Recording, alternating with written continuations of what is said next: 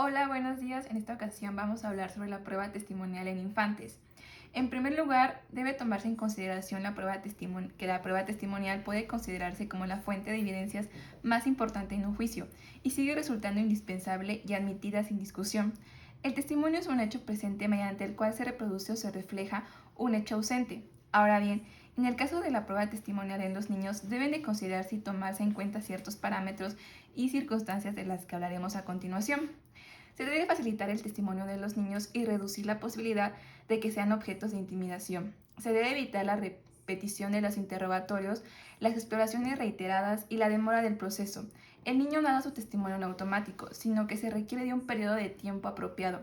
Las entrevistas con el menor deben hacerse en un ambiente protegido y en un clima empático para posibilitarle la expresión adecuada de las emociones y de los pensamientos, y deben responder a la técnica del recuerdo libre, con base en preguntas abiertas, evitando las preguntas cerradas de naturaleza sugestiva o inductora. Se deben evitar la entrevista tipo interrogatorio, evitando que la entrevista de las personas puedan tener un interés especial en el caso.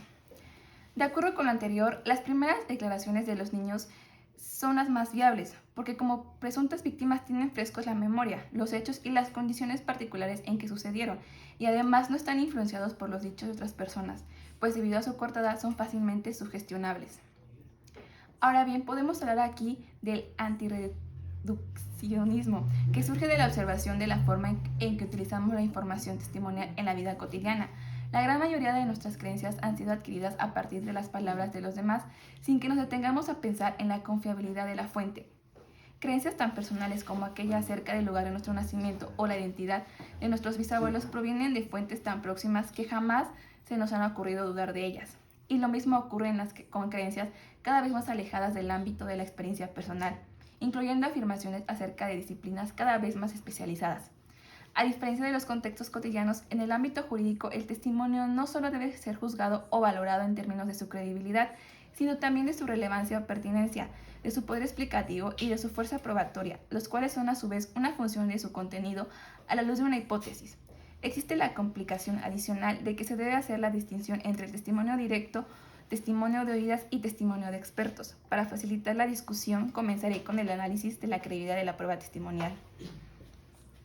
De acuerdo con la educadora Luz María Rodríguez, pedagoga infantil con más de 30 años de trayectoria, nos dice que los menores tienen una imaginación sin límites.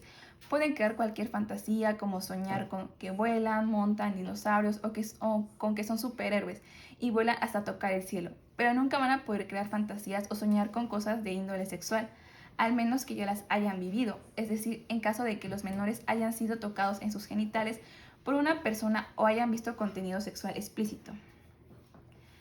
Para el caso concreto en el que se trata de demostrar el abuso sexual hacia un niño o una niña, la declaración de la menor es una prueba fundamental para detectar el presunto abuso sexual, sobre todo en los casos en los que no hubo secuelas corporales identificables. Por lo tanto, resulta de vital importancia el testimonio de la menor, el cual debe ser recabado por especialistas con los conocimientos y la técnica adecuada para obtener datos suficientes y concluyentes sobre la veracidad de los hechos.